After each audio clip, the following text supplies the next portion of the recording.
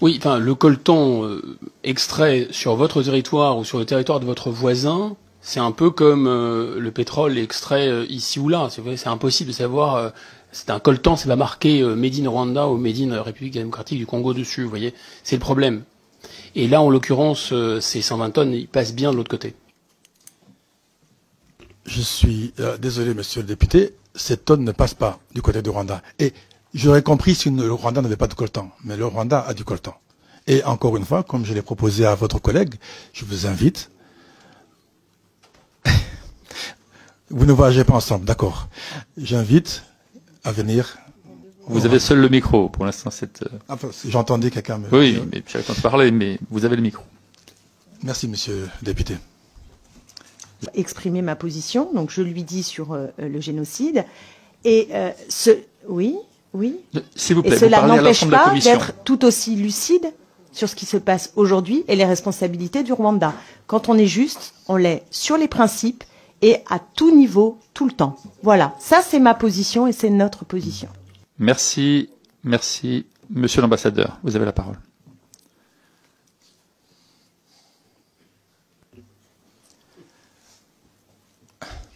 Monsieur le Président, Mesdames et Messieurs les députés, si vous permettez, je vais juste commencer par commenter un peu sur le... Ah, ne vous y mettez pas vous aussi, monsieur l'ambassadeur. Non, mais c'est une précision. Je vous en prie. Je n'ai pas entendu la conversation. Allez-y, j'essaie de mettre une touche. Juste une précision. On parle du génocide des Tutsis. S'il vous plaît. On parle Monsieur du génocide l'ambassadeur, du Tutsi. Des Tutsis. Pas du génocide du Rwanda. Et cette position victimaire, c'est vrai que elle est je trouve plus les mots. Nous sommes choqués, nous sommes indignés que de tels propos soient tenus. Monsieur l'ambassadeur, ça ne figure pas, monsieur l'ambassadeur. Monsieur l'ambassadeur, ça ne figure pas. Personne n'a pris la parole pour dire ça. Monsieur l'ambassadeur, répondez à la question de monsieur Berville. Personne n'a pris la parole pour évoquer ce point et cette position. Donc, je peux continuer, madame la députée? Monsieur l'ambassadeur a la parole. Sauf s'il n'y avait pas de micro, peut-être, mais j'ai entendu ce qui a été dit, c'est pour ça que j'ai commenté et je m'arrête là. Très bien. On va avoir des questions liées encore à cette situation. Je m'en tiendrai aux réponses, mais la question... Monsieur l'ambassadeur, répondez à monsieur Berville qui a posé une question. Vous n'écoutez pas ce qui est dit par ailleurs. Monsieur le Président, je vais répondre à monsieur le député Berville. 3 questions. La première liée à la notion du lien entre le Rwanda et le M23. Je crois que j'ai été précis tout à l'heure. Nous n'avons pas, le Rwanda n'a pas de lien avec le M23. Malheureusement, et c'est pas nécessairement à M. Berville, mais il y a ce narratif un peu simpliste où on pense que parce que les gens du M23 parlent une langue qui est le Kinyarwanda, on pense qu'ils sont rwandais. Ce sont, je le précise, des Congolais. Et ils se revendiquent également comme Congolais. Il ne vous viendra pas à l'esprit, je pense, ici, de dire à un Strasbourgeois qui parle allemand qu'il est allemand. Même chose, le fait qu'ils parlent Kinyarwanda, que ce sont des populations rwandophones, ne les empêche pas d'être des Congolais. Donc nous n'avons aucun lien financier d'appui en armement avec le M23. Merci pour votre réponse. La parole à présent pour la France Insoumise à monsieur Aurélien Taché. Merci Monsieur le Président, merci Monsieur l'Ambassadeur. Le 7 avril, ce sera effectivement, ça a été rappelé, la journée internationale consacrée au génocide des Tutsis au Rwanda. Un concert était prévu en France à cette date, le concert Solidarité Congo. Vous avez demandé son report, Monsieur l'Ambassadeur, et vous avez eu raison. Rien ne doit pouvoir entraver le devoir de mémoire sur le génocide et l'horreur que vous avez justement rappelé. Mais rien ne doit non plus pouvoir entraver le devoir de solidarité avec le peuple congolais, aujourd'hui victime d'une guerre d'agression menée dans l'est de la République démocratique du Congo. Après la défaite temporaire du M23 en 2013, 11 pays de la région des Grands Lacs, dont le Rwanda, se sont mis d'accord pour mettre un terme au conflit le plus meurtrier depuis la Seconde Guerre mondiale et garantir la paix au Congo. Ce protocole d'Addis Abeba imposait à ces États le respect de toutes les souverainetés et proscrivait toute forme d'ingérence interne dans les pays voisins. Alors, Monsieur l'ambassadeur, j'ai bien compris que vous nous disiez que votre pays n'avait aucun lien direct avec le EM23. Tous les documents de l'ONU et des instances internationales disent l'exact contraire. Tout démontre qu'aujourd'hui, votre pays est le principal financeur de ce mouvement et que votre armée est même présente, malgré vos dénégations ce matin, sur le sol congolais. Vous nous dites qu'elle est là pour assurer finalement la sécurité de l'État rwandais et pour protéger la communauté Tutsi qui serait encore persécutée. Et si c'est vrai, c'est évidemment totalement inacceptable et il faudra mettre un terme immédiatement. Mais qu'est-ce que vous pouvez nous apporter comme preuve de l'effectivité d'un seul acte attentatoire à la sécurité du Rwanda dans la période récente commis depuis le territoire congolais ou de cette persécution?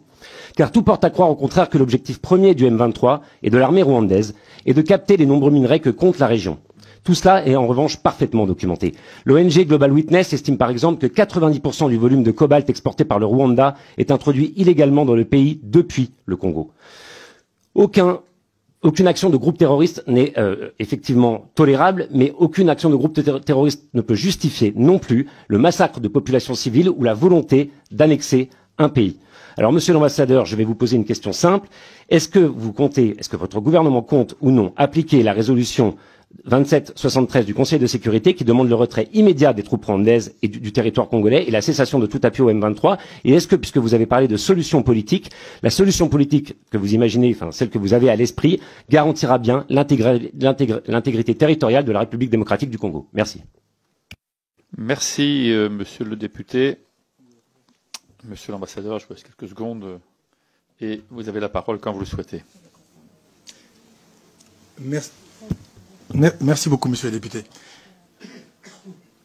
Je crois que j'ai dit tout à l'heure, au risque de me répéter, les rapports des experts des Nations Unies, nous refutons. Et je le dis, je le précise ici, les rapports des Nations Unies. Je suis désolé, ils ne sont pas la Bible, les rapports de ces experts. Et encore une fois, il n'y a eu aucune autre preuve, sauf des rapports. Ils ne sont pas venus sur les territoires, ils ne sont pas venus sur le terrain. Ils étaient à Kinshasa et ont fait des rapports. Ils sont retournés à New York et ont écrit des rapports que nous refutons. Encore une fois, nous n'avons pas de troupes sur le sol congolais. Merci, Monsieur le Président. Monsieur l'ambassadeur, vous avez affirmé que le M23 est une armée congolaise défendant des Congolais réfugiés dans votre pays, au Burundi et d'autres. Pourtant, plusieurs rapports, et ça a été dit plusieurs fois par tous mes collègues, documentent un soutien logistique et militaire du Rwanda. Vous avez contesté la fiabilité de ces rapports. M23. Certes, nous comprenons leur combat parce que, comme je l'ai expliqué dans mon propos liminaire, voici une force qui défend des populations rwandophones se trouvant dans les terres du Kivu, sur leurs terres, et lorsque des résolutions ou des experts leur demandent de se retirer, ils vous répondent se retirer pour aller où? Ils sont chez eux. Ce sont des Congolais d'expression rwandaise, mais ce sont des Congolais. Des Congolais dont une partie d'entre eux a pris les armes pour défendre les leurs. Je vous l'ai dit tout à l'heure, nous avons plus de 100 000 réfugiés congolais au Rwanda et plus de 400 000 en Ouganda. Sur votre dernière question, possible d'arrêter l'implication du M23, c'est ça? Écoutez, le soutien au M23, je crois que j'avais déjà répondu sur le soutien au M23 et je m'arrêterai sur ce point-là. Merci, Monsieur l'ambassadeur. Je donne la parole à présent pour la gauche démocrate et républicaine à Monsieur Jean-Paul Lecoq. Merci, Monsieur le Président. Monsieur l'ambassadeur, quand je vous écoutais depuis le début de votre propos sur le chemin qui me relie à l'Assemblée nationale, j'avais l'impression d'avoir déjà entendu ce discours. C'est souvent un discours utilisé pour justifier l'injustifiable. Le fait de dire on se défend. On agresse, mais c'est pour se défendre, c'est pour défendre notre population. On est dans un contexte où par exemple, Poutine en Ukraine, et je crois que le sujet est abordé ce matin, dit « j'ai défendu les populations russophones du Donbass ». On a la même expression de M. Netanyahou qui défend Israël et c'est pour ça qu'il envahit la Palestine, etc. On a maintenant le roi du Maroc qui dit « le Sahara occidental, c'est à moi ». Et donc j'interviens, c'est pour défendre, etc. Et d'ailleurs, il me faudra des terres supplémentaires qui se trouvent en Algérie, en Mauritanie, jusqu'au fleuve Niger. Et vous avez les mêmes expressions. Moi, mes questions, elles sont simples. Puisqu'il y a débat, donc je vais pas savoir qui a raison, qui a tort. La justice internationale est là pour ça. Moi, j'ai pas la capacité d'enquête.